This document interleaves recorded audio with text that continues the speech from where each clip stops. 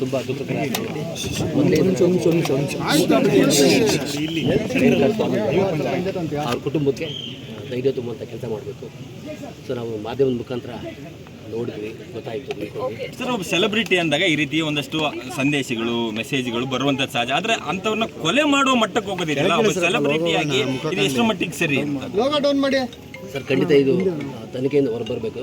ತನಿಖೆ ಆ ಕಾರಣದಿಂದ ನಿಮಗೂ ನಮ್ಗೆ ಎಷ್ಟು ಗೊತ್ತು ಅಷ್ಟೇ ಗೊತ್ತಿರೋದ್ರಿಂದ ದಯವಿಟ್ಟು ಯಾರು ಸುಳ್ಳು ವದಂತಿಗಳಿಗೆ ಕಿವಿಗೊಡಬೇಡಿ.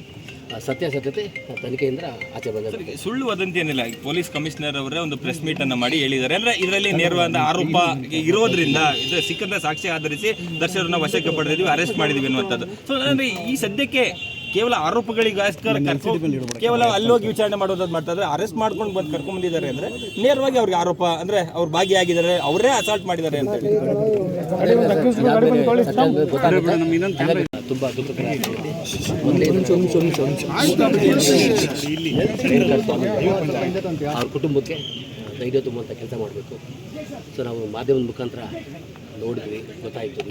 ಸರ್, ಒಬ್ಬ ಸೆಲೆಬ್ರಿಟಿ ಅಂದಾಗ ಈ ರೀತಿಯ ಒಂದಷ್ಟು ಸಂದೇಶಗಳು, ಮೆಸೇಜ್ಗಳು ಬರುವಂತ ಸಹಜ. ಆದ್ರೆ ಅಂತವ್ರನ್ನ ಕೊಲೆ ಮಾಡುವ ಮಟ್ಟಕ್ಕೆ ಹೋಗೋದಿಲ್ಲ. ಒಬ್ಬ ಸೆಲೆಬ್ರಿಟಿಯಾಗಿ ಇದು ಎಷ್ಟು ಮಟ್ಟಿಗೆ ಸರಿ ಅಂತ ಸರ್, ಖಂಡಿತ ಇದು ತನಿಖೆಯಿಂದ ಹೊರಬರಬೇಕು.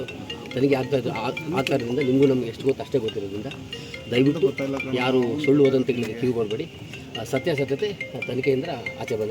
ಸುಳ್ಳು ವದಂತಿ ಏನಿಲ್ಲ. ಪೊಲೀಸ್ ಕಮಿಷನರ್ ಅವರೇ ಒಂದು ಪ್ರೆಸ್ ಮೀಟ್ ಅನ್ನ ಮಾಡಿ ಹೇಳಿದ್ದಾರೆ. ಅಂದ್ರೆ ಇದರಲ್ಲಿ ನೇರವಾದ ಆರೋಪ ಇರೋದ್ರಿಂದ ಇದು ಸಿಕ್ಕಂತ ಸಾಕ್ಷಿ ಆಧರಿಸಿ ದರ್ಶಕರನ್ನ ವಶಕ್ಕೆ ಪಡೆದಿದ್ವಿ, ಅರೆಸ್ಟ್ ಮಾಡಿದ್ವಿ ಅನ್ನುವಂಥದ್ದು. ಸೊ ಅಂದ್ರೆ ಈ ಸದ್ಯಕ್ಕೆ ಕೇವಲ ಆರೋಪಗಳಿಗೋಸ್ಕರ ಕೇವಲ ಅಲ್ಲೋಗಿ ವಿಚಾರಣೆ ಮಾಡೋದು ಮಾಡ್ತಾ ಇದ್ದಾರೆ. ಅರೆಸ್ಟ್ ಮಾಡ್ಕೊಂಡು ಬಂದು ಕರ್ಕೊಂಡ್ ಬಂದಿದ್ದಾರೆ ಅಂದ್ರೆ ನೇರವಾಗಿ ಅವ್ರಿಗೆ ಆರೋಪ ಅಂದ್ರೆ ಅವ್ರು ಭಾಗಿಯಾಗಿದ್ದಾರೆ, ಅವರೇ ಅಸಾಲ್ಟ್ ಮಾಡಿದ್ದಾರೆ ಅಂತ ಹೇಳಿ